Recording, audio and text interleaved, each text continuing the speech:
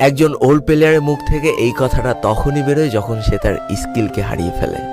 যেই পুরানো প্লেয়ারের গেম প্লেটা দেখে আজ তোমরা হাসছো, এমন একটা সময় ছিল যাকে কাস্টম খেলার জন্য সর্বপ্রথম হায়ার করে নিয়ে যাওয়া হতো।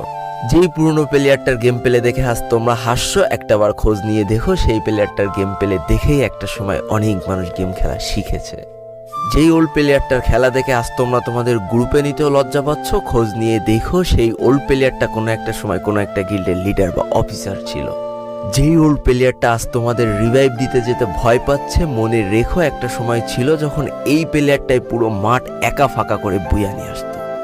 যেই নতুন প্লেয়ারগুলো শুধুমাত্র ডাইনামিক ডুয়োর সাথে গেম খেলার জন্য সারা রাত জাগো, তোমরা মনে রেখো যারা ওল্ড প্লেয়ার ছিল তারা সারা রাত খালি ট্রেনিং পিটাতো নিজেদের স্কিল ভালো করার জন্য।